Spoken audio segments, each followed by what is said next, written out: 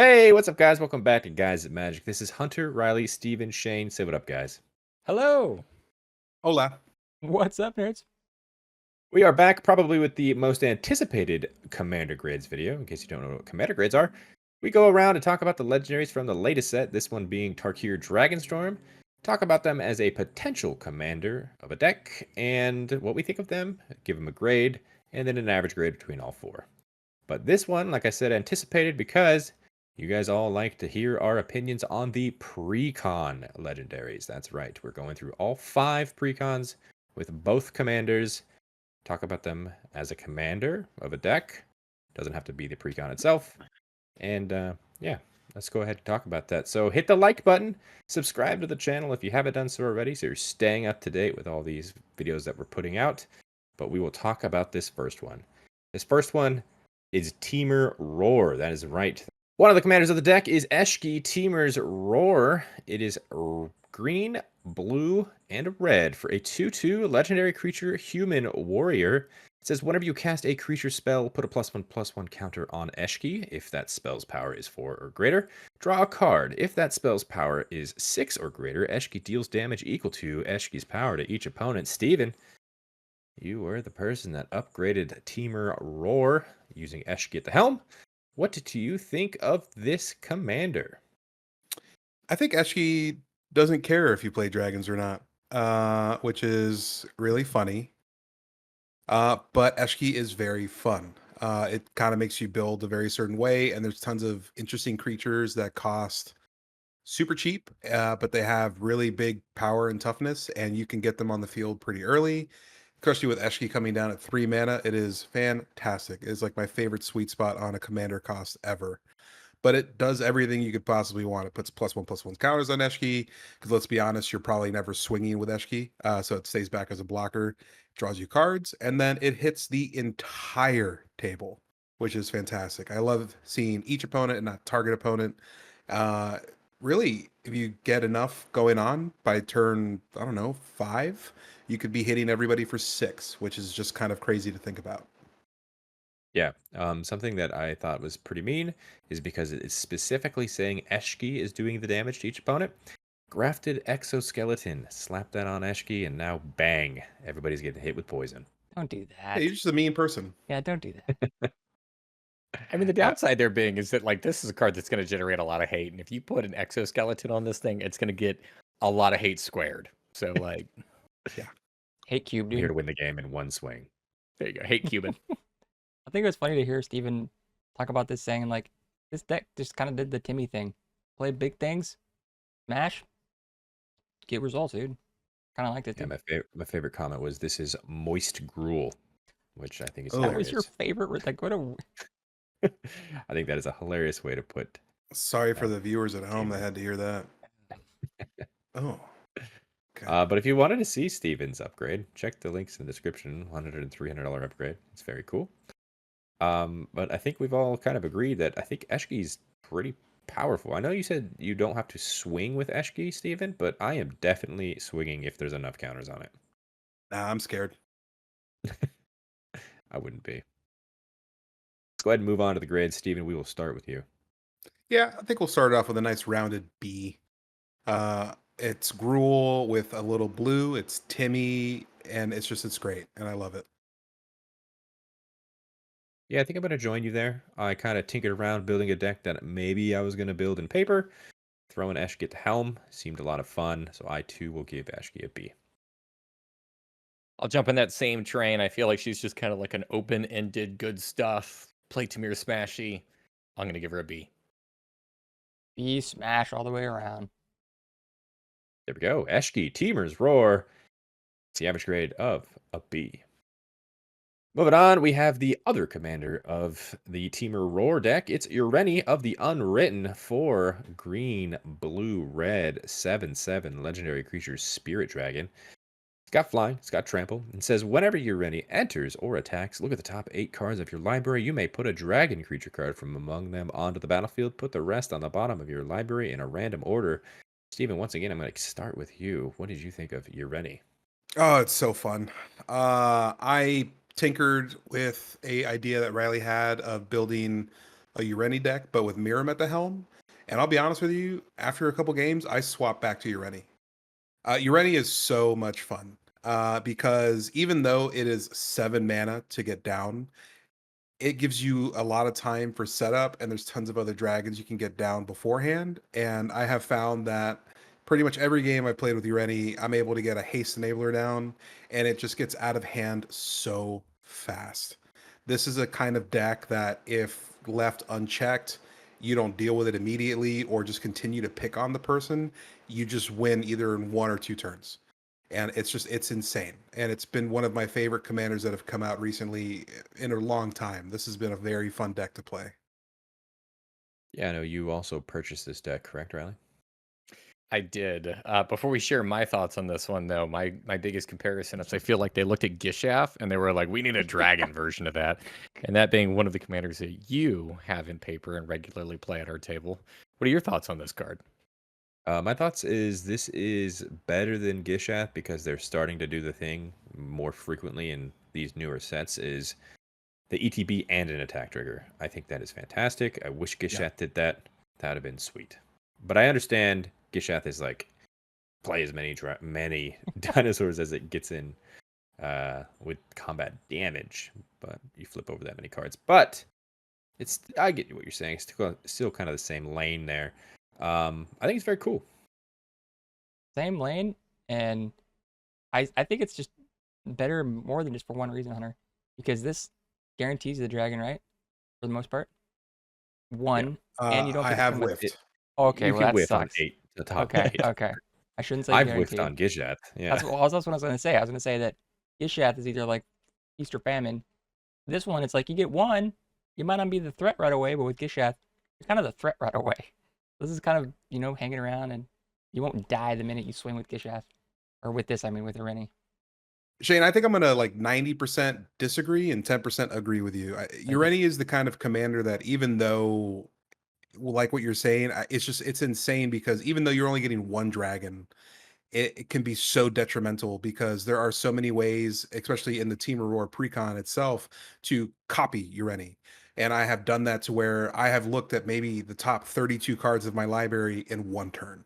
And I think that's the craziest thing in the world, to just basically get 4 dragons down, and having any haste enabler where you have like Dragon's Tempest, for instance, you're dealing damage equal to the number of dragons you have on the field.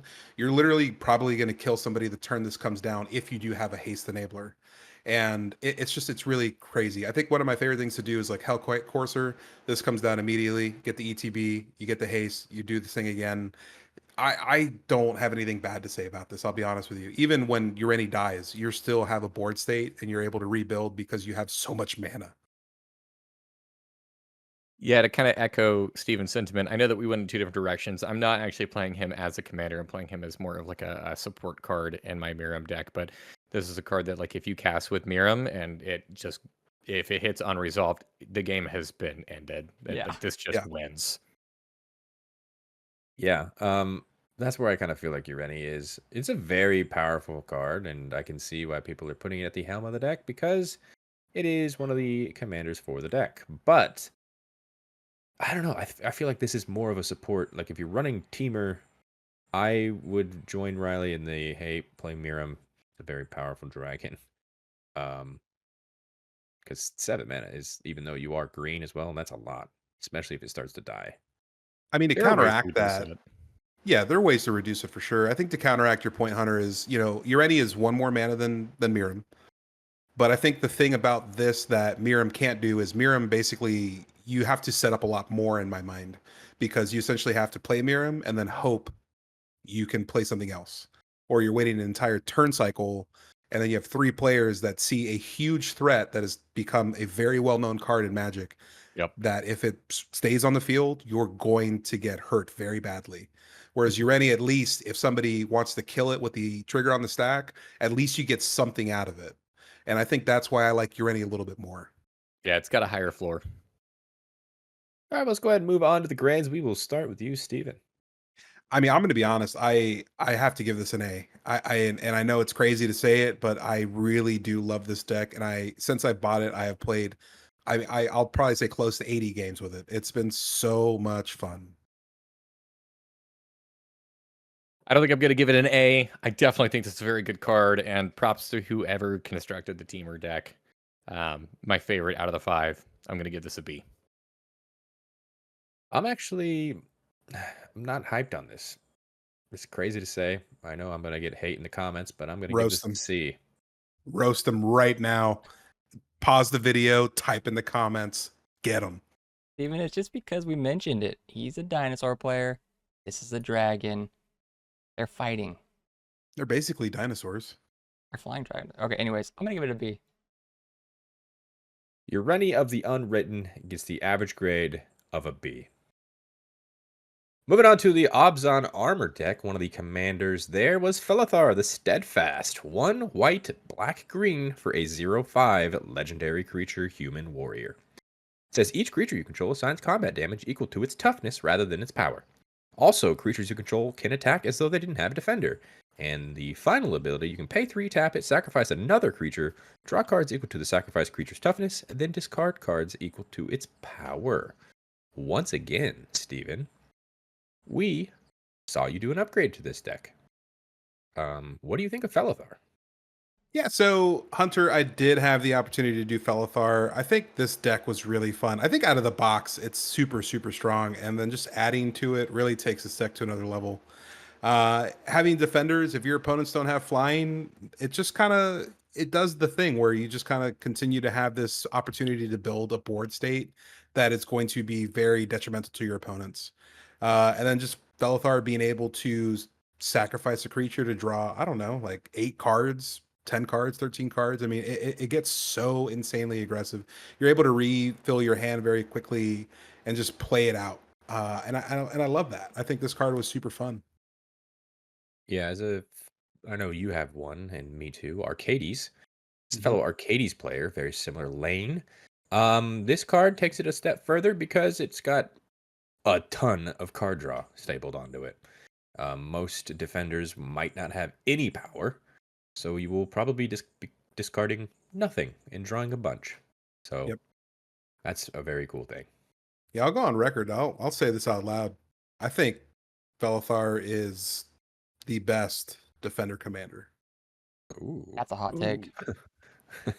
Well, I'll jump in here, and sadly, I will disagree with you.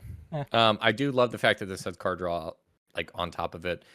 The color combination, yes, it's time that we have one of these commanders for Abzan, but the fact that you have to cannibalize your board and it is much more mana intensive as well as it taps itself down in the process. I do think this is one of those commanders that kind of suffers from if this gets removed, your deck just stops functioning. And it requires a continuous investment in order to make this card good. So I do understand that the ceiling is relatively high, but the floor here is abysmal. There's Yeah. no floor. There's just walls. There you go. I was gonna say, You know, Shane What? doesn't have a lot sometimes, but I'll tell you what, every once in a while, banger. once in a while. He builds houses. Got good structure.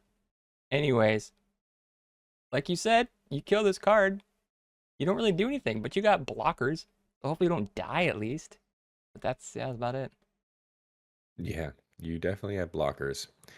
Yeah, I'll agree with Riley on that. You know, this deck does require you to be able to swing with your defenders, but there's plenty of cards in the Precon and also in Magic that you can throw in this that do that for you. I think just being able to have that extra color combination rather than being in, you know, the Arcades colors, being in white, black, and green, recursion is a pretty big thing. And we always talk about, you know, I won't say free because obviously you do have to put some investment into them, but getting your creatures back from the graveyard is very, very fun. And essentially being able to wipe the board in this kind of style deck is probably my favorite because this deck cares about wiping creatures with 1 power and up, or you can kind of choose from there. And it's kind of oppressive, and I like to do that kind of stuff. I think I'm a terrible person. Hurt people, hurt people. Hurt people, hurt people. Heard it here. That's fair. Let's go ahead and move on to the grids, though, Steven. We will start with you. I mean, I built it. I can't go down to a C, you know. So I'm at a B here. I have to. I feel like, even though it is a B. I'll do it for you. It's a C. Okay. Yeah, it's a C. Okay. And let's get the third one in real quick. Steven, I'm with you. It's a C. Yeah, that's what I thought. Okay. Felothar the Steadfast gets the average grade of a C. The other commander for Obzdon Armor is Betor, Ancestor's Voice. It's 2 white, black, green for a 3/5 legendary creature spirit dragon. It's got flying, it's got lifelink, and it says at the beginning of your end step, put a number of +1/+1 counters on up to 1 other target creature you control equal to the amount of life you gain this turn. And it also says return up to 1 target creature card with mana value less than or equal to the amount of life you lost this turn from your graveyard to the battlefield. As you can tell already, and we've stated in multiple videos, this kind of alternate commander to the deck doesn't really do the same thing as the other commander. Steven, we will start with you for that reason. Yeah, I built Betor deck swapping it out for the face commander, and it was a struggle. A very big struggle because this deck is a defender deck. It cares about defenders and doing damage with them, and Betor doesn't give an absolute crap about defenders. That's why I was super excited for this Commander Grades video to talk about how amazing Betor Ancestor's Voice actually is. Built around as a commander, it is pretty fun. This deck just doesn't even care about board wipes, really. It doesn't really care about anything like that because you're able to recur. So this is a huge recursion deck. And there are tons of fun little creatures that you can put in here that don't cost a dime that will just do so many things for you. Sacrificing them, you gain all your life that you lost that turn. So you're able to just chain off so much with Betor. This deck is pretty fragile when Betor is not on the field. It just kind of starts to slow down. So you kind of have to roll back up pretty fast, and Betor will get expensive. And I think that's really my only downfall on this card. Yeah, I mean, there is like that kind of tug of war, if you will, about losing life, gaining life, losing life, gaining life, and trying to find that perfect balance between the two to get counters or recur. Now, you're probably going to want to recur more than get counters, but at the same time, once you recur, you want those counters on those creatures, right? So, I think it's very interesting, and I really wish it would just say put a number of counters on any creature. I would like to put it on itself. That would have been pretty cool. But it's still a very interesting build for sure. I personally don't think I'm very high on this card. I'm not a big fan of cards that make me do a whole lot of like mental gymnastics, and this is kind of a pinnacle for that, and like having to keep track of life gained, life lost.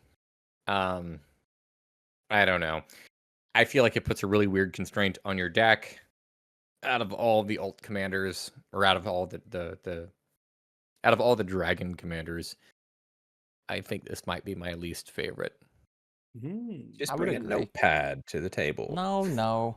This is like, I mean, obviously it's a different lane, but talking about mental gymnastics, it's almost like that Simone deck where you're like, is your power even or odd?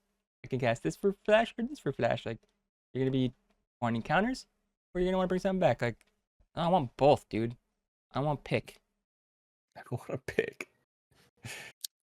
You could just Yeah. have both. All right, well, I'm going to have both It of is them. both. It's both of these. You get to gain and you lose. That's and true. You get both. Maybe I'm just bad at abilities. building decks then. I said bring a notepad. But yeah, Steven, I think you're probably the highest on this card. I don't think there's much else to say about this one. This is a very straightforward, hey, gain life, lose life, does the thing.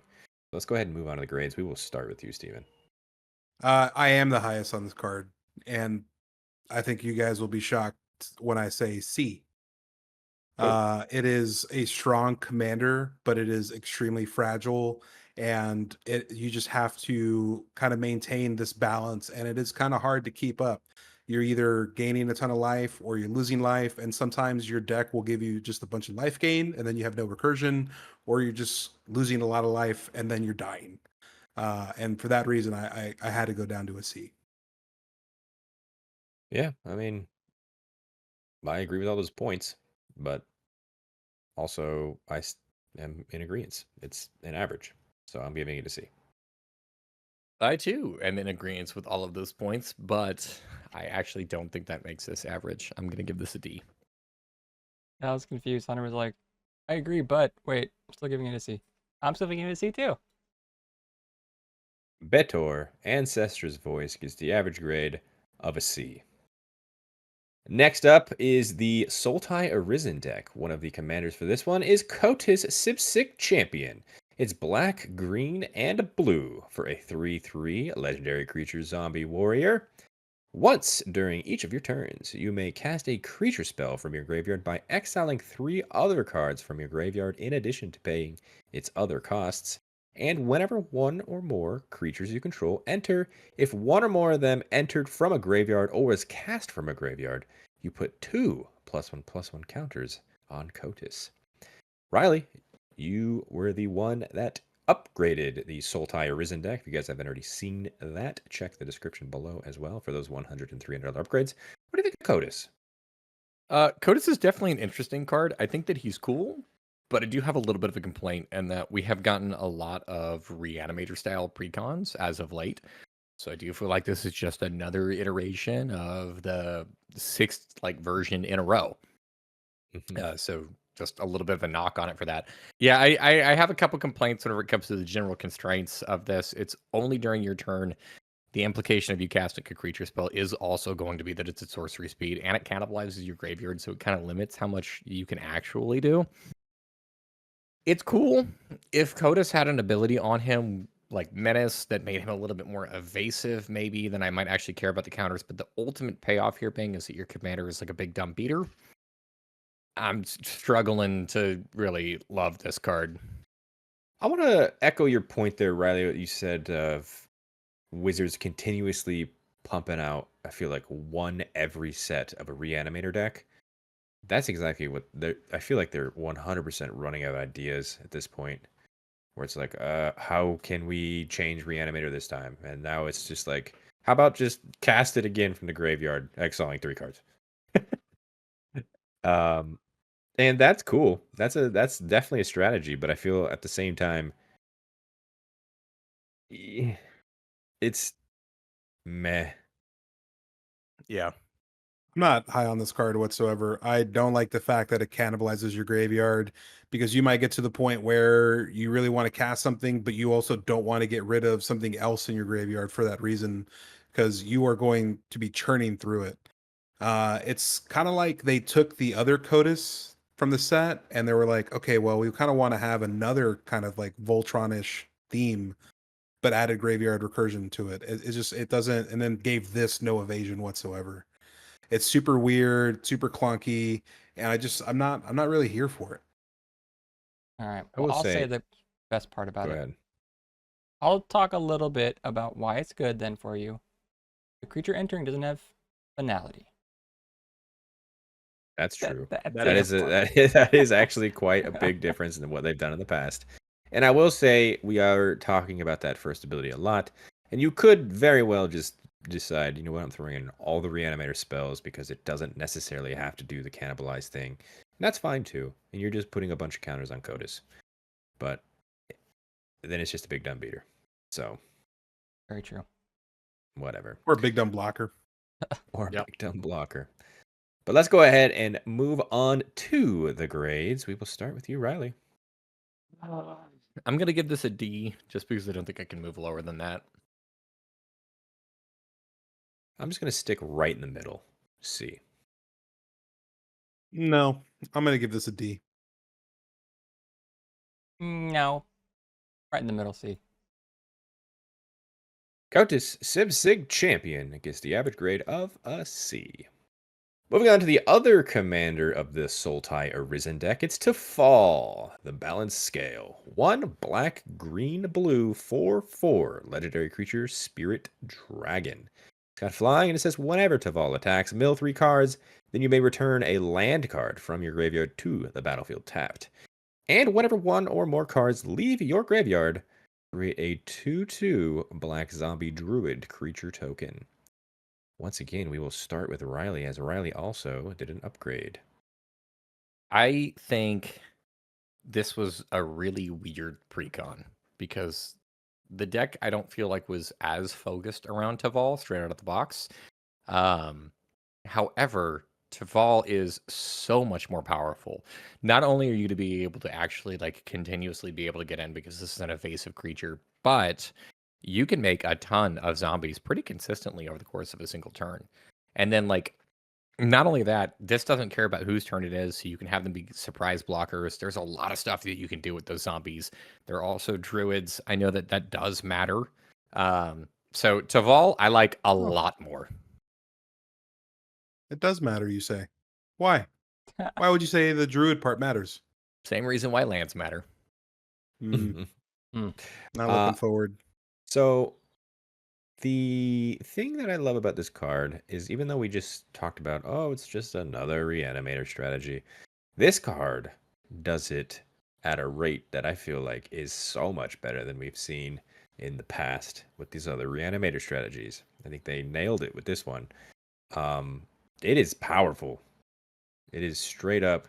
You are going to get so aggressive and such a reanimator just engine going that you're going to be a problem. What's the problem here? Filling your graveyard and getting lands back and making a board? I don't see a problem here, Hunter. You're right. It's a problem.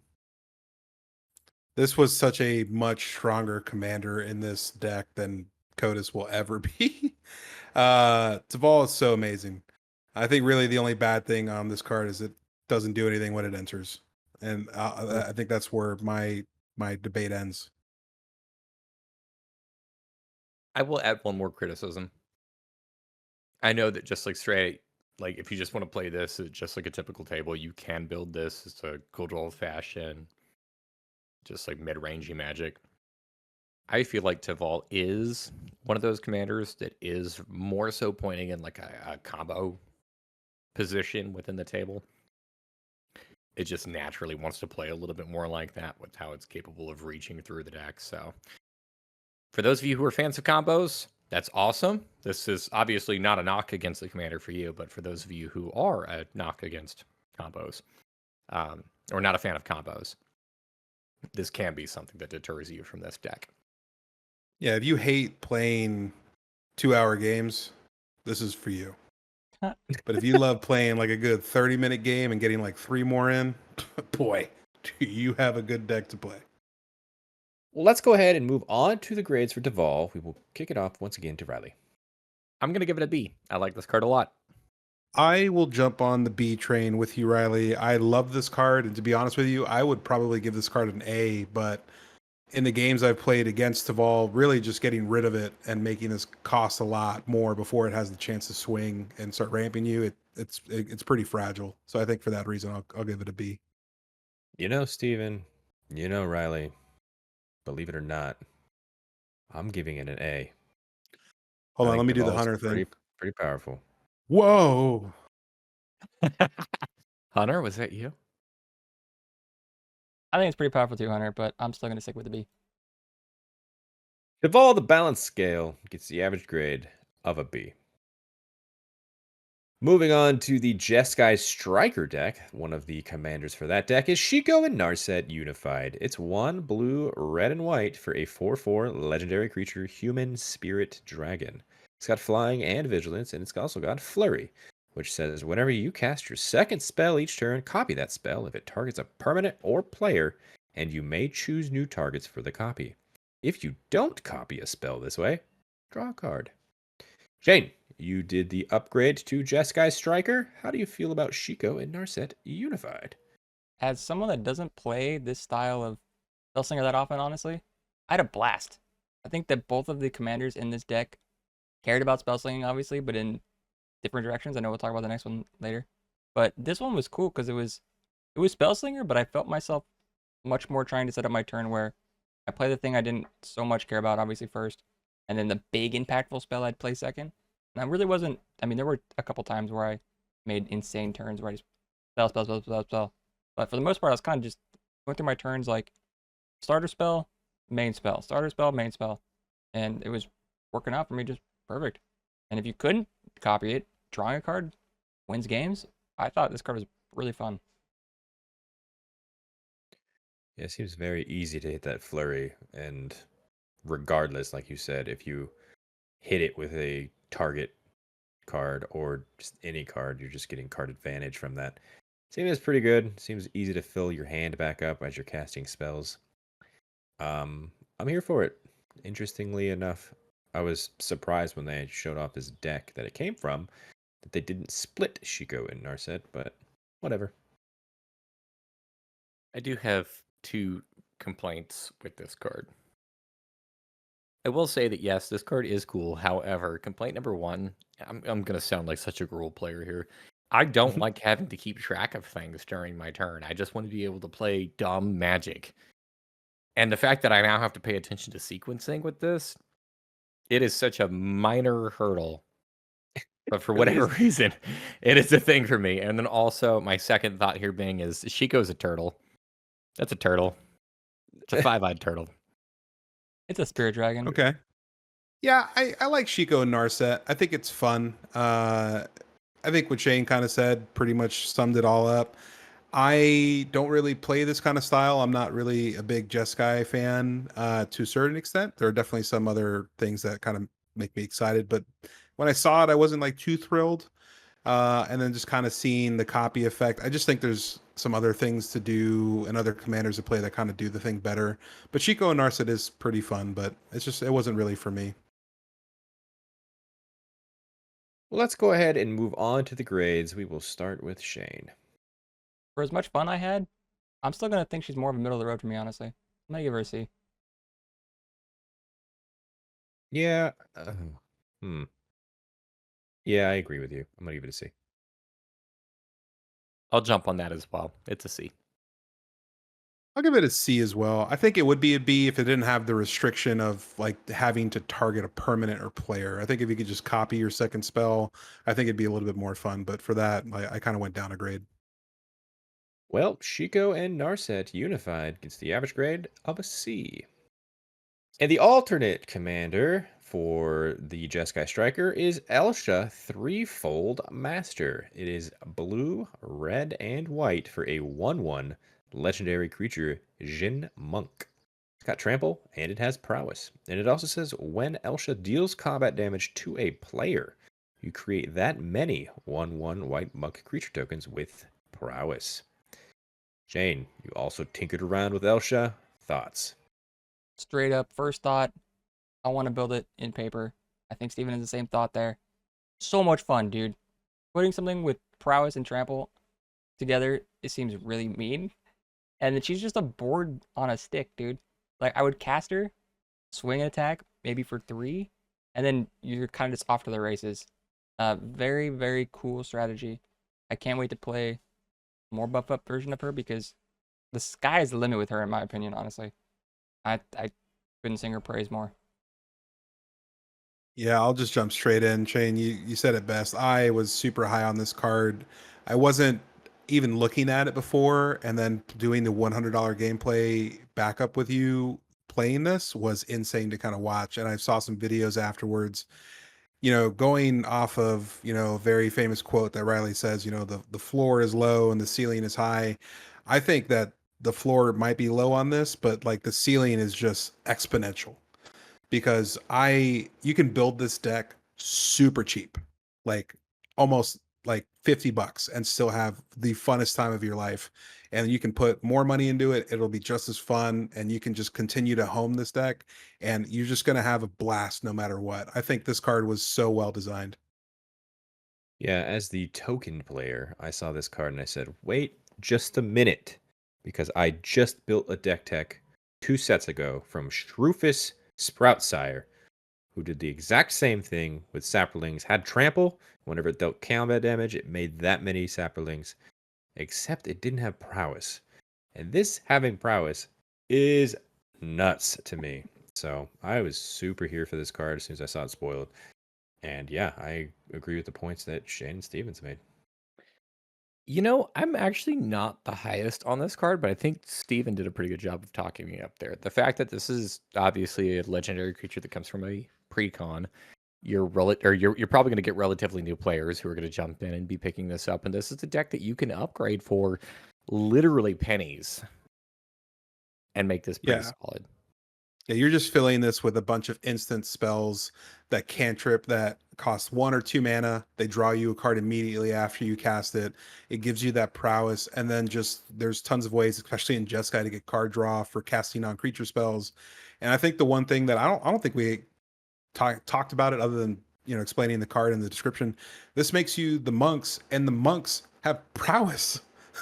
So the next turn, you're not even you're swinging with Elsha and you're doing damage and making more monks. But each spell you cast as you refill your hand, you're just demolishing people with all these tiny. This comes down so early that if you get this down turn 2 and you ramped a little bit, this is insane because you could have a board on turn 3 or 4 where you just have, I don't know, like 5 or 6 monks. Yeah, Dumb. it gets nuts. Let's go ahead and move on to the grades. Shane, Elsha. I like Elsha a lot. I think I'm gonna do my 1A for the video. It's an A. I'm gonna go one lower. I'm gonna give it a B. I think threat assessment at the table, once this hits once, I think it'll be a 3v1 very quickly. Yeah, bring the 3v1. This is an A. All-star. God, I love this card. It's not going to change anything on this, but I'm in agreement with Hunter and that just like instant speed removal, this screams kill me. I'm going to give this a B. Well, Elsha Threefold Master gets the average grade of an A. And the final precon deck was Mardu Surge. One of the commanders there was Zurgo Stormrender. Red, white, and black. 3/3 legendary creature Orc Warrior. It has Mobilize 1, which means whenever this creature attacks, create a tapped and attacking 1/1 red warrior creature token. Sacrifice it at the beginning of the next end step. It also says whenever a creature token you control leaves the battlefield, draw a card if it was attacking. Otherwise, each opponent loses 1 life. I did the upgrade to this deck. Check the description for those videos.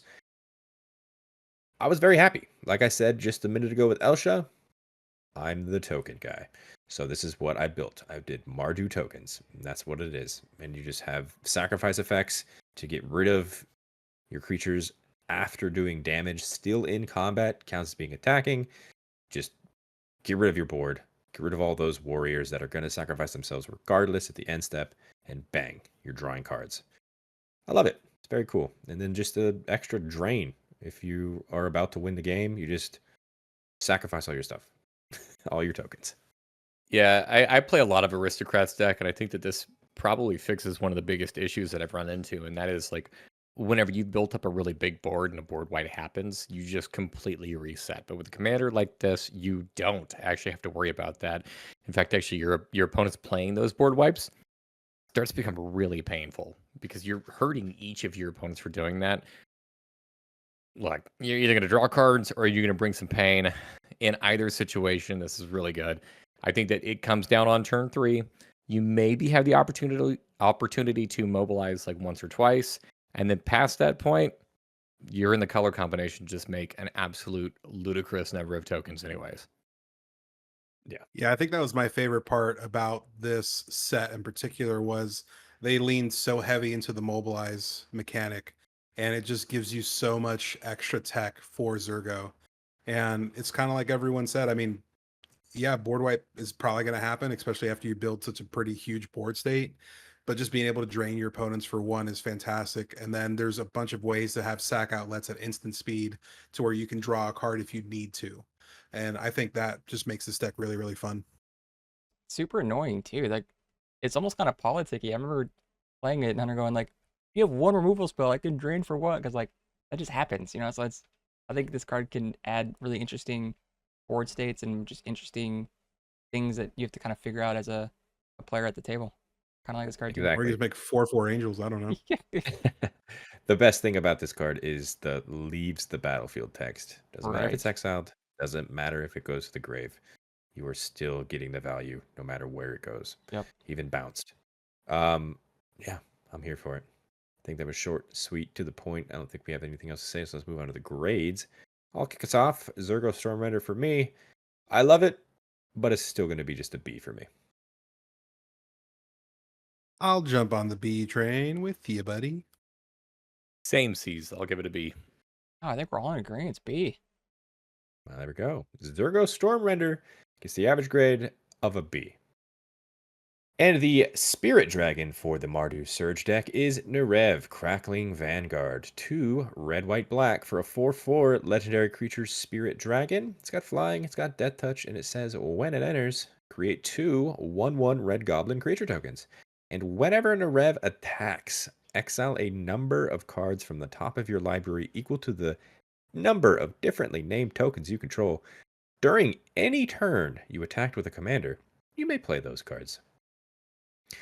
So I also tinkered around and built this as well as an upgrade, but this one I'm not as high on as Zurgo.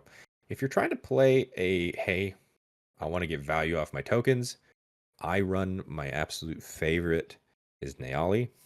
That kind of does the same kind of lane, except it doesn't care about differently named tokens. It just cares about tokens. This is a very niche kind of idea. I wish this had haste so it could do the thing right away. That's something that's not great.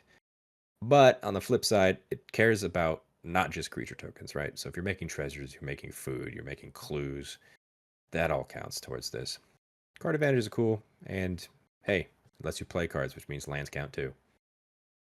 I mean, this card is like my least favorite card from the set for the precons, at least. I call me crazy, but I just You're don't crazy. think this card does a lot. Like it's insane to me. Like, yes, it creates some fodder for you and it kind of helps do the thing, but this doesn't have haste, so you can't really get the attack trigger right on the turn it comes down, which you can give it haste in this color scheme, don't get me wrong, but you're exiling 1 card from the top of your library. What is the benefit here? I mean, yes, you're digging into your deck a little bit more, but if you exile a land, cool. But you also have to attack with this to do it and cast that card. And yes, it stays in exile and you can continue to use it throughout the game, but like it's this card honestly sucks. Well, do keep in mind, it does stick that text of during any turn you attack with a commander, you can play those cards on the cards you exile. So, I mean, if you throw in super random, but if you throw in like steal effects to steal your opponent's commanders, that triggers those cards because you're attacking with a commander. So that's just a little wrinkle of something you could do. That is so incredibly niche, though.